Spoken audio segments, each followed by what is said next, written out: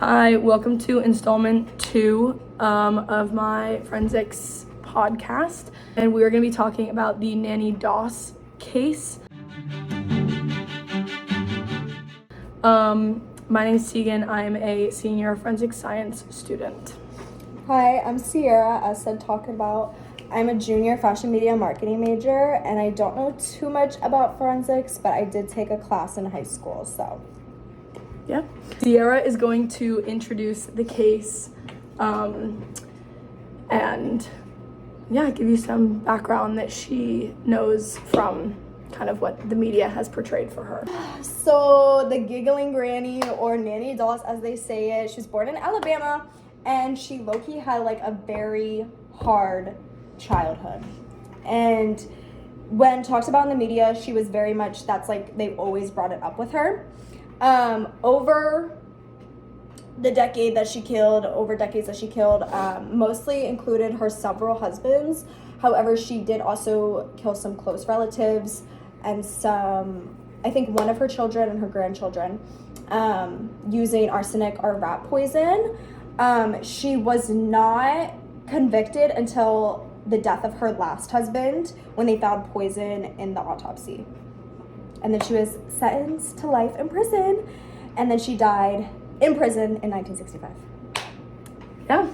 So now I'm just gonna go over kind of the things that I found about the case from a forensics standpoint, some scholarly articles, and then we're gonna talk about, obviously this case is a little bit different than the other ones I'm talking about because this one has a ruling. So we're gonna be talking about less so kind of what you believe to be true, but more so how in a case like this, when there was a conviction, the media played a certain role and stuff like that. The information I have, she was born in 1905 and died in 1965. She was born in Blue Mountain, Alabama, and her murder spree lasted from 1927 to 1955. She is said to have killed at least 12 people, possibly more, and again has only been convicted of one of those. So again, she was convicted of murdering her fourth husband in 1955, and she was given the names the Giggly Granny and the Jolly Black Widow. She seemed in her early life, as Sierra said, she struggled. She seemed to have suffered from a lot of paternal control. He would force her to do, like, they lived on a farm, and he would force her to do a lot of work and have to skip class, which then affected her academic career, performance, and stuff like that. She also suffered a really bad head injury when she was 7, which resulted in a lot of headaches, blackouts, and then seasonal or even like sporadic bouts of depression, which again in the mid 1900s was like not a greatly studied thing the way it is now, but we know that from a lot of like other serial killers perspectives, like Richard Ramirez or Jeffrey Dahmer, like they have a lot of like childhood trauma. So again, like a lot of those other serial killers, she clearly faced a lot of emotional trauma as well as physical trauma to her brain, which at the time could not have been studied the way it would be now. Her first marriage was at 16, which she said was something that her father really wanted for her. Like he wanted her to marry young and, you know, move out and get a life and have kids. So with her first husband, they had 4 daughters in 4 years between 1923 and 1927, which the last year that her 4th child was born was the first year she has said to have killed somebody. Within this marriage, they talked about how there was a lot of heavy drinking and infidelity involved. Neither one of them seemed to be happy in this relationship. And then the 2 middle daughters of theirs died of food poisoning, and very shortly after that was their divorce. So those were kind of the first 2 known deaths in her life. She then had 3 other marriages, which people kind of just, at the time of all these killings, she was not a suspect. Nobody was curious about kind of what was going on or anything like that, the way that they probably would be nowadays. For a kid to die in any household, there's almost always an investigation in one sense or another, and just back then that wasn't the case. So in her 3 other marriages, there was also a lot of death, a lot of sickness surrounding them. The husbands were getting sick, the children were getting sick, people were just kind of dying. And that was never really looked into a lot. Both her third and her fourth husbands also died. And then her fifth husband was a conservative minister who was disapproving of her fascination with romance novels, which kind of ties into possibly a little bit about as to why she murdered people, and also kind of ties back to her early life and how she did not receive like a lot of love from her father or her family and stuff like that, but was also encouraged very early on to get married, and how the difficult discussion around romance and love in her life may have played into multiple marriages as well as killing those husbands. After being arrested and convicted of killing her last husband, she did also confess to killing 4 husbands, her mother, her sister, 2 of her children, which as far as we are aware are the 2 from her first marriage, 2 grandsons, and 1 of her mother-in-laws. Part of the aspects of the case that were talked about when she was convicted was a lot of the use of rat poison or arsenic, which was, all of her relatives seemed to be dying of food poisoning, so that would be the rat poison. And then her last victim, who was Samuel Doss, who was her most recent husband, was able to survive long enough after eating the poison food, getting sick. He brought himself to the hospital, and then in that told police, and they did something about it. And then she was convicted of life in prison just for 1 murder, but she has confessed to all these other ones. Those are kind of the other aspects of the case that I gathered. So the first thing I want to talk about is how the media, as far as you are aware, covered this story, whether when it was happening or like now with newfound, obsessions for like documentaries and stuff. Moved to Tegan's computer now. Tegan's phone decided to cut me off. So yes. So obviously there isn't much media now. We don't really hear about Nanny Doss as like we do see with some of other famous serial killers and the romanticization and fetishization of them. With her, not so much. However, during the time, the only way of media getting around was newspapers, right? We didn't have social media. We didn't have internet, no cable. Well, there was cable, but not like that. Later, but so it was mostly covered by newspapers. And considering the fact that her nickname was the Giggling Granny, they obviously viewed her as just a sweet little Oma, a sweet little grandma, right? Um, I know for a fact that in a lot of her interviews and like public things that has been released of her, she was always laughing, smiling, seemed normal, just like an average grandma, which kind of gave her sympathy in that way. Not only that, but her troubled past also gives her sympathy, right? So she came from a troubled household growing up, and then people saw her husband's dying as like just bad luck, right? She was just a sweet little widow, and so the media really portrayed her, even though she had killed 12 people and possibly more. The media really just portrayed her as like this sweet grandma that people would never expect that happening to, and that she was just from a troubled past, and that it kind of excused her from what she would have had done. Yeah.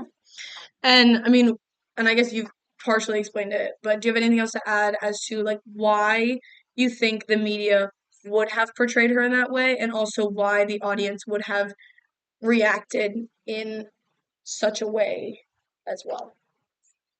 I think it's really with honestly age. I feel like with younger serial killers, even middle age, it's kind of just like, oh, they went crazy and blah blah blah. But with an older women, I feel like they portrayed it in that way because how old she was, right? She's just an old lady. She's a sweet old woman. She's been through a lot. And, I think that really has to do with how people reacted to it, is because it was just a grandma who seemed unlucky in love and this poor old woman. So you've definitely said that you think that like the biggest appeal of hers to the media was her age and the way that she acted and stuff like that. Why do you think that other serial killers aren't viewed in such a way? Well, I think it depends on each serial killer. I think personally, with every documentary that comes out, each serial killer viewed differently. I think, depending on what their race, their sex, I think that has to do a lot with it. Um, but I feel like it's just because we don't hear a lot about that old of a serial killer, right? When you think serial killer, you're thinking of like usually a middle-aged man, right? I think she, again, going back to the age, I think she got the reaction she did that other serial killers don't because people kind of had this old person sympathy about her, right? Either whether like they just thought she was an old sweet lady or they thought maybe like she kind of lost it in age, right? As you age, you kind of lose memory and other kind of illnesses come on and whatever. And I think with a lot of serial killers that we see nowadays, it's not in that age range. So I think that's why she got that reaction as she did. And I also think that's necessarily the reason why she doesn't have necessarily like a documentary or something like that, is because people don't view her necessarily as like a serial killer, right? She's just like an old grandma who she killed a couple people and blah blah blah. I don't think people necessarily view her as a serial killer.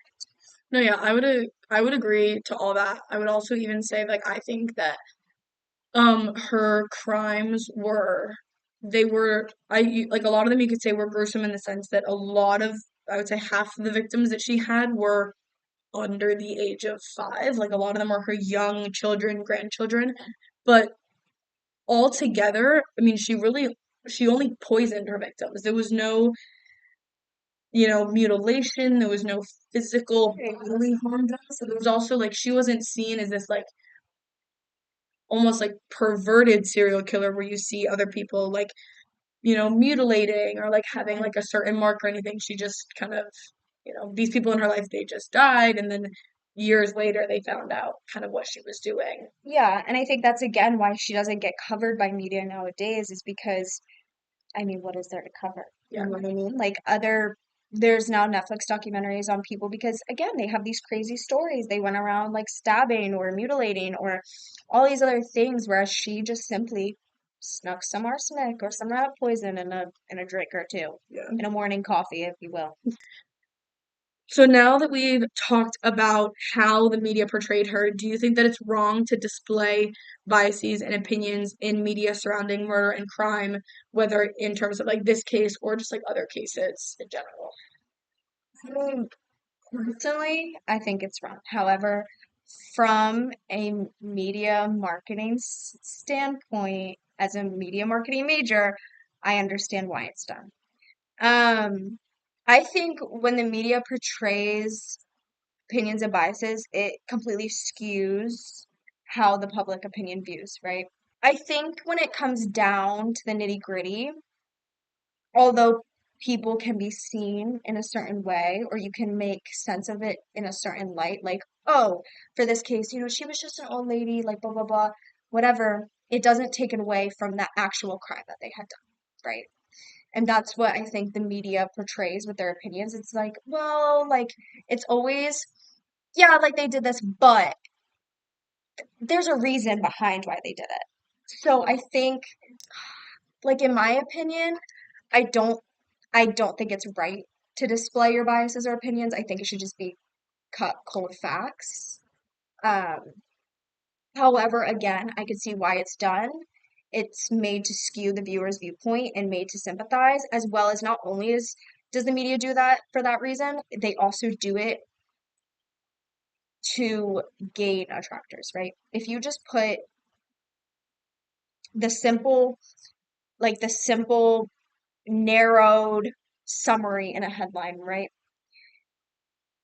Grandma kills children, grandma kills whatever, right? People are gonna be like, oh, okay, and then just kind of move on, right? But if you put on like the giggling granny or like something like that. And even though you're displaying a certain viewpoint, people are going to be more interested to click on that title. So I think it's wrong. However, I see why it's done. I'm glad that you brought up how you think it gains more attraction because it definitely does. Yeah. And kind of in terms of that and bringing obviously being in marketing, that's like anybody's job. That's anybody's journalist or publisher's job to get as many views as possible, sell as many copies of anything that they can. Do you think that the amount of media coverage that cases like this or just forensics cases in general get in the way that they do it to like attract audiences versus like provide audiences with the facts? Like, how do you think that that affects forensics and like my career path? I think it gains a lot of attraction towards your career path. I don't personally know how it would affect you personally, like you as an individual in your career. I don't know. However, I can see how it affects as a whole, right? It gains so much attraction. When I was in forensics my junior year, nobody really took the class because nobody really cared. And it was just like, why would I take that? I'll just take a normal science credit. Um, but now it's like everybody's interested. We see all these documentaries being brought out, all this like media coverage, as well as just I see it a lot on social media too, like TikTok and stuff. It's just everywhere. I think it's gained a lot of attraction to the point where I think it's affecting the forensics department and career path kind of negatively. Can I be honest? Like, let me be honest. Yeah. I think in a light, yes. I think okay, in summary, you can sit here and say, well, it brings a lot of attraction, more people are interested, it gains a lot more employees, blah blah blah. Like you can see it completely from the opposite standpoint, and I do. However, I also see it from like there is so many people putting their input in things that cases are being brought back open and stuff like this. And like, yes, sometimes for the better. However, sometimes it's like that didn't need to happen, right? It's a lot of people butting into something that they don't know about. Yeah. And I think that's where it negatively affects it. With my last guest about it, and how we have, as a senior student who's now like made it through 4 years of college, and I've done the work, and I'm pretty sure this is what I want to do, that we have a lot of, I mean, there's the freshman class this year, we have, I think, like 50 forensics majors in that class. It's like, Yeah. I think as of the freshman class, it's the biggest major. I think it has, in the freshman class, it has surpassed fashion majors, Wow, that's crazy. which is surprising. But also, I mean, and not to, diminish the people that are forensics majors as freshmen, but a lot of them come into it saying, "When I love NCIS, I love watching documentaries, I love science." Yeah. Yeah, and they talk about they want particular career paths and they want to be forensic psychologists or they want to be forensic anthropologists based on what shows they watch. And that in itself is 10 years of schooling. You need a doctorate for both of those careers. You need a doctorate to be a medical examiner. You need to be so many things that like they don't realize that the shows include, the field experience as well as the lab work, and that like forensics is very lab based. And like we talked about how I'm I'm glad to have made it to senior year, and I'm so glad that all my other senior classmates have made it, but a lot of freshmen, we have probably right now the highest interest rate as well as the highest, drop in the major rate because people get into it, they take 7 chemistry classes and they're like, this is awful. And I think it brings a lot of light to the career and it makes it seem very interesting. But I think it does a lot of like false advertising for like what it would look like. Exactly. We watched, I mean, in my forensics class in high school, we took about 5 classes where we watched NCIS, we watched an episode of Criminal Minds, and we were just going in between these shows. And after we would watch them, she would sit us down and say, What did you think? And do you think that this was accurate or not? Mhm. And all of the responses, this is not accurate, right? So people watch these shows and they get into a field that they think that they know all about and they don't. And I Yeah. think that's like, again, it's like you're butting into business that you have no idea. No, and I'm glad you brought that up because in my Forensics 1 class in college, the first day of class, we watched an episode of NCIS. Mhm. And on the very last day of class, we watched the same episode. And you realize, and people acknowledge, they're like, no, I know it's not real. I know it's exaggerated. But then it's still so romanticized, which is great. I mean, there's always going to be crime. So it's, some people are, I'm always going to have a job. Right. But with the amount of influx, it's just kind of, it's interesting to see Mhm. how people view things. Yeah, and I think with that, and why I say I personally view it more negatively is because I think people are getting into a field that they only know about from a fetish standpoint. Mhm. Yeah. And like, is that good for the field? No. Because again, then when they actually get into the field, they're going to include biases and necessarily, not all the time, but sometimes they could necessarily include thought process that are included in a show or something that's not necessarily accurate. And when they do their observations and all that. So again, I think media coverage is beneficial in the way that it's bringing light to your major and your profession. And whereas like obviously people were not nearly as interested as they are now. And it brings a lot of light. However, I think people are just getting into it for a completely wrong reason. Well, thank you. Do you have anything else to add? I'm done. But it's cool. This was gonna be my major if I didn't choose fiction, so That should not have been my major. well it is mine. So Well, thank you so much for coming and talking to me about Nanny of Dots. course, I'm glad you had me. So thank you Yes. for having me. And we'll see you in the next podcast episode.